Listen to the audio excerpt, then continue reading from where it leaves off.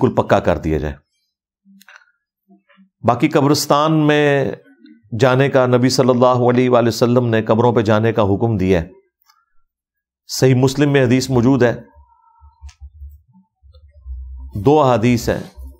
آپ صلی اللہ علیہ وآلہ وسلم نے فرمایا کہ میں تمہیں پہلے منع کرتا تھا قبروں پہ جانے سے، لیکن اب میں تمہیں حکم دیتا ہوں، کیونکہ نئے نئے لوگ بت پرستی سے پھرے تھے، تو شروع میں آپ نے منع فرما دیا کہ قبروں کو کوئی سجدہ نہ کرے، کوئی اس طرح کی تعظیم بجا نہ لائے۔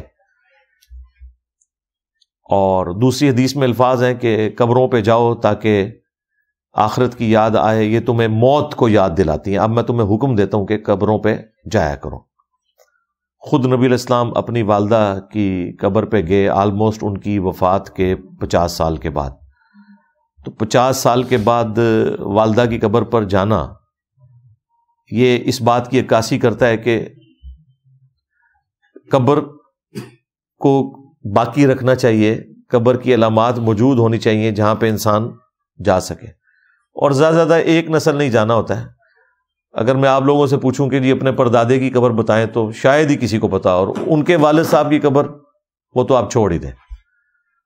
تو آج کل تو خیر ایک نسل تک بھی لوگ نہیں جاتے، بہت کم ہی ہوتا ہے۔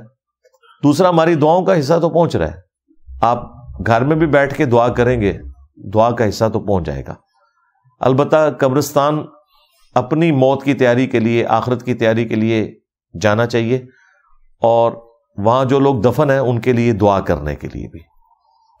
صحیح مسلم میں موجود ہے، نبی علیہ السلام جب قبرستان جاتے تو آپ دعا کرتے، السلام علیکم اہل الدیار من المؤمنین والمسلمین وَإِنَّا إِن شَاءَ اللَّهُ بِكُمْ لَلَاحِقُونَ نَسْأَلُ اللَّهَ لَنَا وَلَكُمُ الْعَافِيَةَ۔ سلام ہو تم پر اے مومنین اور مسلمین جو اس قبرستان میں دفن ہو،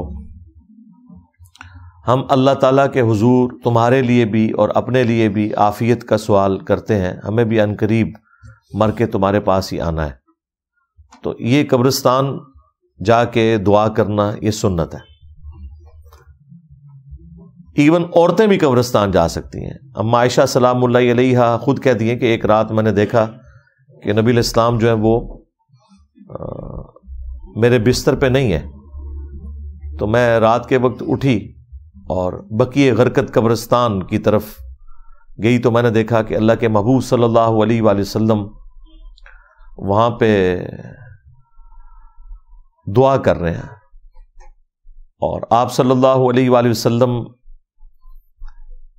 کو اس حالت میں دیکھ کے میں واپس آ گئی بھاگتی ہوئی، لیکن میرا سانس پھولا ہوا تھا۔ جب نبی علیہ السلام تشریف لائے تو آپ نے کہا کہ تم میرے پیچھے آئی تھی، کیا تم نے یہ گمان کیا کہ اللہ کے رسول تمہارے ساتھ کوئی خیانت والا معاملہ کریں گے؟ تو انہوں نے کہا یا رسول اللہ، میں نے سوچا کہ آپ کسی اور بیوی کے پاس نہ چلے گئے ہوں، تو اس لیے میں آپ کے پیچھے آئی تھی۔ تو آپ نے فرمایا کہ میں جب بستر پہ لیٹا تو جبرائیل علیہ السلام میرے پاس آئے، اور انہوں نے مجھے اللہ کا پیغام دیا کہ اللہ نے آپ کو حکم دیا ہے کہ اہل بقیع کے لیے مغفرت کی دعا کریں۔ تو یعنی نبی علیہ السلام کو اللہ تعالیٰ نے حکم دیا کہ قبرستان جا کے ان کے لیے دعا کریں، اور وہ مسلم شریف کی حدیث میں موجود ہے، نبی علیہ السلام نے 3 دفعہ ہاتھ اٹھا کے یوں دعا کی۔ قبرستان میں آپ ہاتھ اٹھا کے بھی دعا کر سکتے ہیں، ہاتھ اٹھانا کوئی شرط نہیں ہے دعا کی۔ ہم ٹوائلٹ میں جب جاتے ہیں تو ہاتھ اٹھا کے دعا کر کے تو نہیں جاتے، یا کھانا کھانے سے پہلے بسم اللہ پڑھتے ہیں تو ہاتھ اٹھا کے تو نہیں پڑھتے، لیکن ہاتھ اٹھا کے ذرا بہتر عمل ہے۔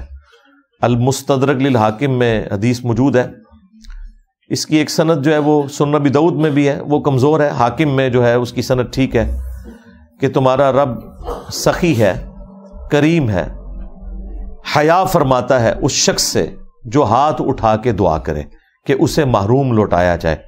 یعنی جو ہاتھ اٹھا کے دعا کرتا ہے اللہ تعالیٰ اسے محروم نہیں لوٹاتا۔ فرض نماز کے بعد بھی جو سنت اذکار ہیں یہ آپ ہاتھ اٹھا کے بھی کر سکتے ہیں، بغیر ہاتھ اٹھا کے بھی، یعنی ہاتھ اٹھا کے دعا کرنا یہ الگ سے ایک طریقہ ہے، اور دعا کے اینڈ کے اوپر چہرے پر ہاتھ پھیرنا یہ بھی سنت ہے۔ الادب المفرد میں امام بخاری رحمۃ اللہ علیہ صحیح بخاری کی سند کے اوپر یہ لے کے آئے کہ عبداللہ ابن زبیر اور عبداللہ ابن عمر رضی اللہ عنہم اجمعین،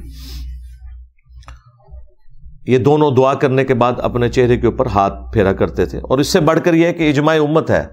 یہ چند ایک عرب علماء نے اس کو خام خواہ بدعت کہنا شروع کر دیا. یہ سنت ہے، اجماع امت ہے، اس پہ کسی کا اختلاف نہیں ہے. تو قبرستان میں بھی آپ ہاتھ اٹھا کے دعا کر سکتے ہیں. ایون عورتیں بھی قبرستان جا سکتی ہیں. صحیح مسلم میں جو قبرستان جانے کی دعا ہے وہ اما عائشہ سلام اللہ علیہا نے خود نبی علیہ السلام سے سیکھی ہے کہ یا رسول اللہ جب میں قبرستان جاؤں تو کیا دعا مانگوں؟ تو آپ علیہ السلام نے وہی دعا ان کو تعلیم فرمائی، السلام علیکم اہل الدیار من المؤمنین والمسلمین. اس سے یہ ثابت ہوتا ہے کہ عورتیں بھی قبرستان جا سکتی ہیں. یہ پبلک کے اندر مشہور ہے جی، عورتیں جو ہے وہ قبرستان جائیں گی تو وہ مردوں کو ننگی نظر آتی ہیں. پتہ نہیں کیا کچھ مشہور کیا ہوا ہے پبلک کے اندر، مردے دیکھ رہے ہوتے ہیں. اور ایسی کوئی بات نہیں ہے، عورتوں نے بھی عبرت حاصل کرنی ہے، انہوں نے بھی جانا ہے قبرستان. بلکہ اپنی بیویوں کو لے کے جایا کریں، جب زیادہ تنگ کر رہی ہوں تو قبرستان لے جایا کریں. بڑی عبرت ہوتی ہے، بڑا فائدہ ہوتا ہے اس کا. البتہ ایک حدیث ہے جامعہ ترمذی کے اندر کہ نبی علیہ السلام نے لعنت فرمائی ہے ان عورتوں کے اوپر جو زوار القبور کرتی ہیں، یعنی کثرت سے قبرستان جاتی ہیں.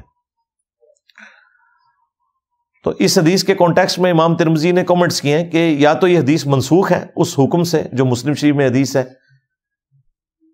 کہ نبی علیہ السلام نے اما عائشہ کو خود دعا تعلیم فرمائی اور قبرستان جانے کا حکم دیا، یا پھر یہاں مراد یہ ہے کہ کثرت سے عورتیں قبرستان نہ جائیں، کبھی کبھار جائیں، کیونکہ عورتوں میں صبر کم ہوتا ہے. وہ کثرت سے قبرستان جائیں گی تو وہاں پہ کوئی واہ ویلا نہ کرنا شروع کر دیں. اور ویسے بھی بعض اوقات عورتوں کو گھر سے باہر نکلنے کے لیے بہانہ بھی چاہیے ہوتا ہے، تو وہ کثرت والا معاملہ نہ ہو، کبھی کبھار جانے والا معاملہ ہو، تو عورتیں بھی قبرستان جا سکتی ہیں. یہ امام ترمذی نے 7 کامنٹس کیے ہیں. بلکہ جامعہ ترمذی میں اما عائشہ سلام اللہ علیہا کے بارے میں امام ترمذی نے نقل کیا ہے کہ وہ اپنے بھائی کی قبر پہ آئی تھی، عبد الرحمن بن ابی بکر کی، اور وہاں پہ آ کے انہوں نے کچھ اشعار بھی پڑھے تھے جن کا مفہوم کچھ یوں ہے کہ ہم نے کبھی سوچا بھی نہیں تھا کہ ہم اتنی بڑی جدائی میں چلے جائیں گے. بچپن میں ہم اکٹھے رہے، اس وقت تو ہم نے کبھی سوچا بھی نہیں تھا کہ ہم ایک دوسرے سے الگ بھی ہوں گے. اور اگر میں تمہاری وفات کے وقت تمہارے پاس موجود ہوتی تو میں تمہاری قبر پہ بھی نہ آتی، ضرورت ہی نہیں تھی، لیکن تم میری غیر موجودگی میں فوت ہو گئے اور بعد میں انہیں پتہ چلا تو وہ پھر قبر پہ آئیں. چلیں اس سے یہ مسئلہ کلیئر ہو گیا کہ عورت کا قبرستان جانا، قبر پہ حاضری دینا، یہ بالکل درست عمل ہے، کیونکہ عموماً لوگ پوچھ رہے ہوتے ہیں اس حوالے سے.